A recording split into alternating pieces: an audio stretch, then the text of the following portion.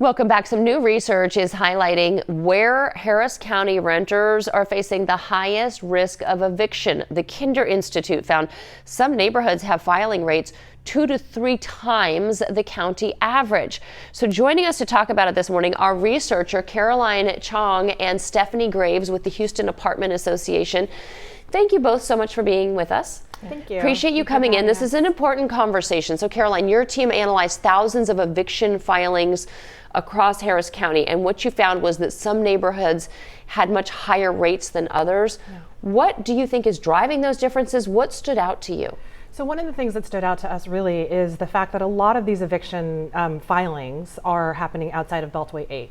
So kind of more in the suburban areas, Tomball, not so much Katy, but some of these other areas like OST. But what's interesting is that countywide, the figures are about 1 of every 10 renter household faces an eviction filing.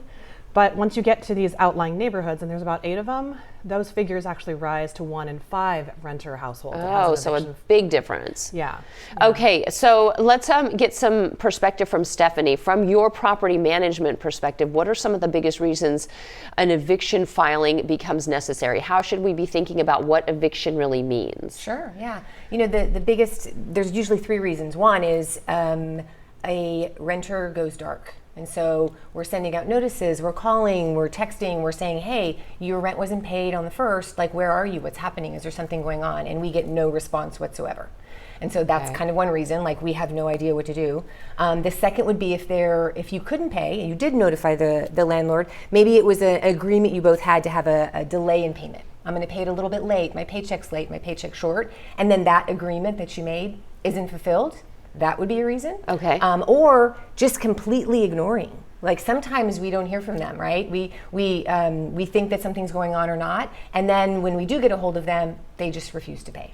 Like, I'm not paying. Okay, and so it can be many different things. Yes. And so as we look at that, what did your data show you in terms of what trends you found as the reason behind these? Yeah, so one of the things that we found is that in the data, the census data that we found, is that the difference between median household income and rent is actually shrinking, which means that people have less disposable income. And so they are having a harder time actually paying their rent. And so it's that difference that we're really seeing as what that we think is probably one of the main drivers or the motivations for the increase in eviction filing. Yeah, and you know, we talk about this sometimes because we talk about how it's so affordable to live in Houston, but rent has always been pretty high here, hasn't it? Yeah, and Houston is a renter city. The majority of households in Houston are renters, but what we found is actually for the very first time in our history is that we have a situation where the majority of renters are cost burdened, which means that they're spending more than 30% of their income on rent. Okay. So that's a figure and a landmark that we have unfortunately passed just recently. And so I don't think these numbers are going to head in a different direction when we hear something like that. So Stephanie, you know, the bottom line here is that eviction is good for no one, right? Like no side is going to benefit. So if somebody knows that they're going to be in trouble paying their rent, what's the first thing that they should do, and how early should they reach out to their property management to start having that conversation? Yes, I'm so glad you asked. So, you know, landlords never, ever want to file eviction. And so the sooner you know something's happening, maybe your check is going to be delayed or your short hours or something's happening, reach out before it's too late, before it's due, and say, hey, something's happening. You know, we have a lot of members with the Houston Apartment Association, and the majority of them want that communication, right? We want to know what's happening because we want to help. We have resources. So reach out as soon as you know something's happening. Yeah, have that relationship, right? I mean, it's definitely going to be helpful for everybody.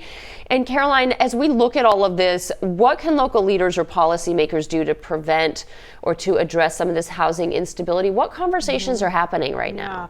So one of the programs that we've actually seen significant success with is eviction diversion programs. So especially Judge Dublay's program in Precinct 1 has actually seen a 44% decrease in eviction filings with his eviction diversion program, where they have a case manager that reaches out to those households who have received an eviction filing, and they try to figure out where that household needs help. Right? Is it just as you were saying, a single paycheck, or is it child care services? What is the specific roadblock for that specific family. So those programs have actually proven 44% decrease to actually be incredibly effective. Oh, wow. Yeah. Okay. And so there is help out there. I mean, Yeah, I think there that's is. one of our headlines. Stephanie, where can people go to learn more about some of the resources that are offered either through programs like this or through the Houston Apartment Association? Yeah, the Houston Apartment Association has a renters resource section specifically for renters. Okay. We have a resident relations committee that talks to residents about challenges. We have somebody dedicated to answer phone calls on any concerns. And then there are online resources for places you can get rental assistance, utility assistance.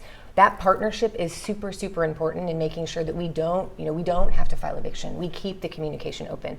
Landlords sometimes get to that point where there's no other option. And so, we need to work together and keep that communication open and help residents when we can. Absolutely, because then the story only becomes worse after an eviction for that family that was involved. Absolutely. So, ladies, Caroline and Stephanie, thank you so much for joining us. It's a really important topic. It is, yeah. Appreciate you coming in to discuss.